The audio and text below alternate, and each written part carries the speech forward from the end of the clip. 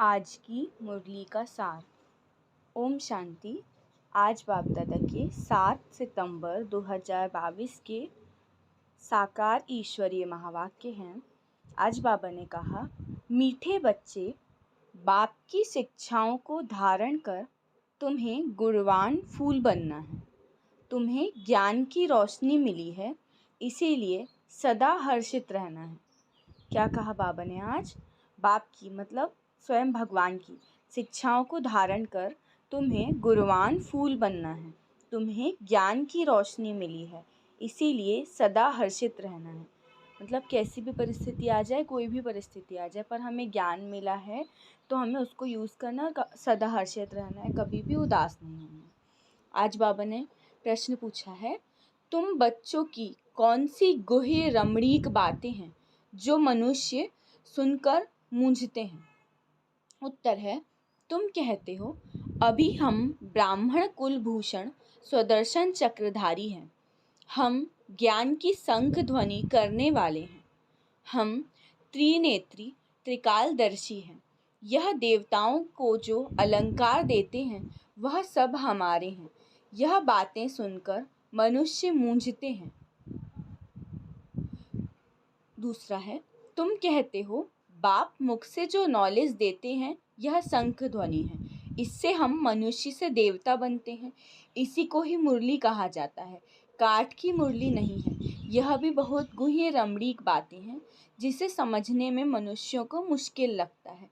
मतलब यहाँ पर हम जितनी भी अलंकार दिखाए जाते हैं देवी देवताओं को, तो उनका हम स्पिरिचुअल अर्थ भी निकालते हैं यहाँ पर। तो ये चीज़ें लोगों को एक्सेप्ट नहीं होती है, इसीलिए मूंझते हैं। गीत है, यही बहार है। ओम शांति। अच्छा, मीठे मीठे सिखी लदे बच्चों प्रति माता पिता बाप दादा का याद प्यार और गुड मॉर्निंग। रूहानी बाप की रूहानी बच्चों को नमस्ते।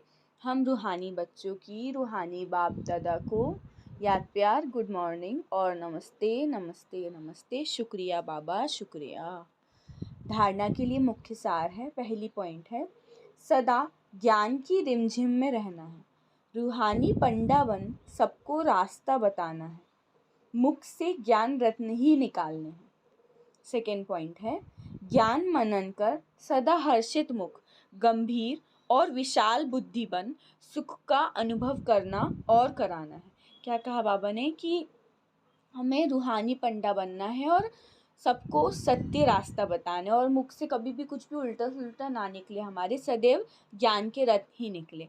फिर जो ज्ञान का मनन है, ज्ञान जो हमें भगवान ने दिया है, स्वयं भगवान ने आकर जो ज्ञान दिया है, उसका मनन करना है कि क्या क्या पॉइंट्स हैं, किस परिस्थिति में क्या ज्ञान के पॉइंट यूज़ करना है, उसका सदैव मनन करके गंभीर, विशाल बुद्धि और हर्षित रहना है।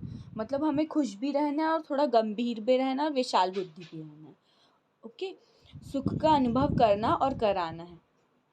हमारी ऐसी स्थिति हो कि हम भी सुखी रहें और दूसरों को देख के भी सुख की प्राप्ति हो देखकर। आज बाबा ने वरदान दिया है, धन कमाते अथवा संबंधों को निभाते हुए दुख से मुक्त रहने वाले नष्टो मोहा त्रस्ती भव। वरदान है, फिर से रिपीट करते हैं, धन कमाते अथवा संबंधों को निभाते हुए दुखों से मुक्त रहने वाले नष्टो मोहा त्रस्ती भव।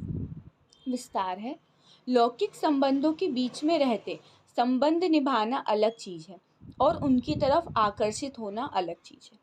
त्रस्ती होकर धन कमाना अलग चीज़ है। लगाव से कमाना, मोह से कमाना अलग चीज़ है। मतलब बाबा कुल मिला के यहाँ पर ये बता रहे हैं कि कभी कभी बच्चे या दोनों लोग क्या करते हैं, धन कमाने के चक्कर में बाबा को भूल जाते हैं या स्पिरिचुअल वैल्यूज़ से दूर हो जाते हैं। तो बाबा बोल रहे हैं कि धन कमाते हुए और सर्व संबंधों को निभाते हुए दुखों से मुक्त रहना है, कि धन की वजह से हम दुखी ना हो। लौकिक संबंधों के बीच में रहना और निभाना अलग चीज़ है और उनकी तरफ आकर्षित होना अलग चीज़ है। ट्रस्टी होकर कमाना अलग चीज़ है और लगाव से कमाना अलग चीज़ है। अगर ट्रस्टी होकर कमाएंगे तो कभी भी टेंशन नहीं होगी, और मोह से कमाना अलग चीज़ है। नष्टो मोह व ट्रस्टी की निशानी है दुख और अशांति का नाम निशान ना हो। ऊपर नीचे भी स्थिति होती है तो भी हम दुखी नहीं होते हैं इसमें। कभी कमाने में धन नीचे ऊपर हो जाए, वह संबंध निभाने में कोई बीमार हो जाए तो भी दुख की लहर ना आए। सदा बेफिक्र बादशाह। स्लोगन है, रहमदिल उसे कहा जाता है जो निर्बल को हिम्मत और बल देते रहें। रहमदिल उसे कहा जाता है जो निर्बल को हिम्मत और बल देता रहे। ओम शांति।